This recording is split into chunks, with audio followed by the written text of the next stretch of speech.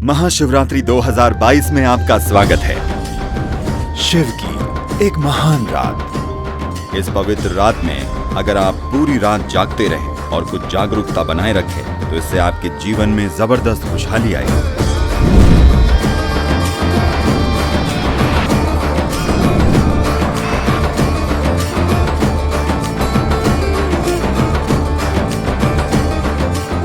इस महाशिवरात्रि प्राप्त करें रुद्राक्ष दीक्षा, एक विशेष रूप से ऊर्जान्वित रुद्राक्ष जिसे निशुल्क आपके घर तक पहुंचाया जाएगा। Today is the most magnificent night of my life. ये सिर्फ एक जागरण की रात नहीं, इसे आप सभी के लिए जागृति की रात बन जाना चाहिए।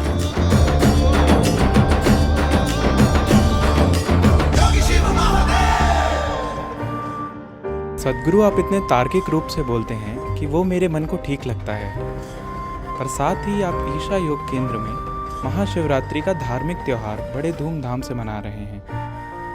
मेरे जैसे युवा व्यक्ति के लिए ये धार्मिक त्योहार पुरानी रस्मों जैसे लगते हैं, तो मैं जानना चाहता हूँ कि महाशिवरात्रि का युवाओं के लिए क्या महत्व है। धन्यवाद। आपको किस तरह का त्योहार पसंद है? शायद बस वैलेंटाइन डे या वैसा कोई त्योहार? वो भी धार्मिक है, वो संत वैलेंटाइन का त्योहार है, ठीक है। तो महाशिवरात्रि क्या है? आपको ये समझने की जरूरत है, भारत में साल में 365 त्योहार होते हैं। हाँ, आज आर्थिक स्थिति ऐसी है और हमने अपने काम और दूसरी चीजों को ऐसे व्यवस्थित किया है कि कई त्योहार खत्म हो चुके हैं। अब भी लगभग 30 से 65 त्योहार मनाए जाते हैं, शायद इससे भी ज्यादा। अलग अलग लोग लगभग 50 से 60 त्योहार मना रहे हैं, लेकिन ये संख्या भी घट रही है। लगभग 5 या 6 त्योहार बड़े पैमाने पर मनाए जा रहे हैं। तो उनमें से कुछ सामाजिक हैं, उनमें से कुछ धार्मिक हो सकते हैं, बहुत कम धार्मिक हैं, बाकी सभी कैलेंडर से जुड़े हैं।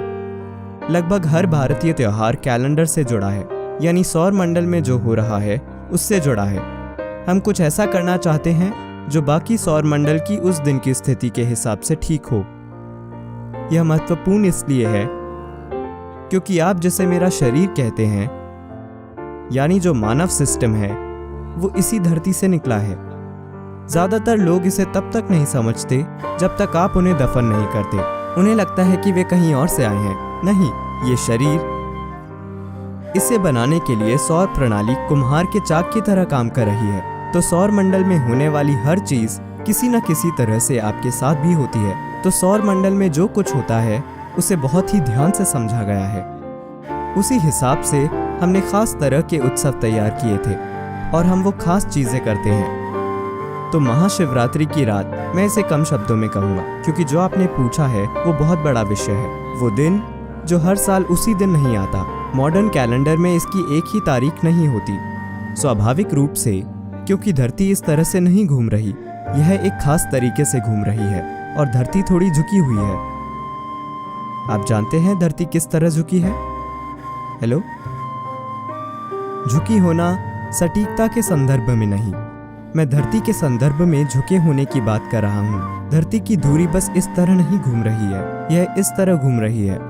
इसकी धुरी झुकी हुई है, तो धुरी हमेशा घूमती रहती है। धुरी के घूमने के कारण धरती पर एक तरह की स्थिति बनती है। तो उस दिन विशेष रूप से उत्तरी गोलार्ध में या सिर्फ उत्तरी गोलार्ध में ऊर्जा स्वाभाविक रूप से ऊपर उठती है। वो स्वाभाविक रूप से ऊपर उठती है। ये ऊर्जा वगैरह में मैं विश्वास नहीं करता, आप विश्वास मत कीजिए। बस जाकर समुद्र तट पर बैठिए। क्या आप पूर्णिमा की रात में समुद्र को ऊपर उठता देखते हैं? हेलो? तो अमावस्या के दिन, पूर्णिमा के दिन क्या आप देखते हैं कि समुद्र ऊपर उठने की कोशिश कर रहा है? वैसे आपके शरीर का 2/3 हिस्सा भी पानी है। आपको ऐसा क्यों लगता है कि शरीर के अंदर का पानी ऊपर नहीं उठेगा? शरीर के सभी तरल पदार्थ ऊपर उठते हैं। तो आप यह चीज हर जगह से देख सकते हैं। क्या आप किसी मानसिक संस्थान में कभी गए हैं? नहीं, आप वहां शायद बस एक बार के लिए गए हो। आप पूर्णिमा और अमावस्या के दिन देखेंगे कि लोग खास ध्यान रखते हैं। क्योंकि जो लोग मानसिक रूप से परेशान हैं वे ज़्यादा परेशान हो जाते हैं। लोग सोचते हैं कि चांद पागलपन पैदा करता है, इसीलिए लूनर और लूनी वगैरह शब्द मौजूद हैं। चांद पागलपन पैदा नहीं करता, वह बस हर चीज़ को ऊपर उठा देता है। अगर आप थोड़े पागल हैं तो यह आपको ज़्यादा पागल बना देता है। आप थोड़े प्रेममय हैं तो यह आपको ज़्यादा प्रेममय बना देता है। आप थोड़े ध्यानमय हैं, यह आपको ज़्यादा ध्यानमय बना देता है। आपका जो भी गुण है वह बढ़ जाता है, क्योंकि यह सिस्टम में एक तरह का उफान है। इस खास दिन जो दिसंबर की संक्रांति के बाद आता है, 22 दिसंबर सर्दियों की संक्रांति होती है। उसके बाद ग्रहों की स्थिति ऐसी होती है कि उस विशेष रात को ऊर्जा जबरदस्त तरीके से स्वाभाविक रूप से ऊपर उठती है।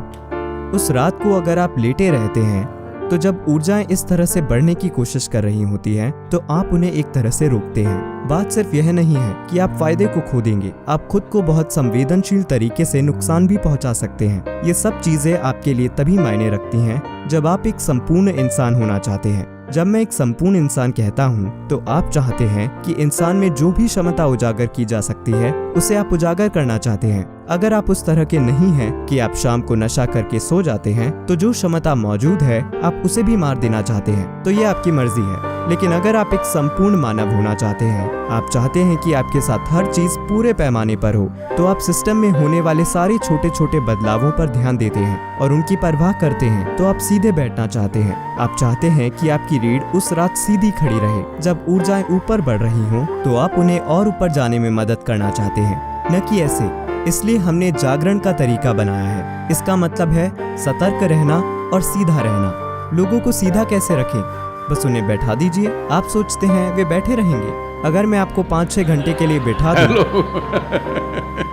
तो क्या आप बस यूं ही बैठे रहेंगे? नहीं, मुझे आपका मनोरंजन करना होगा।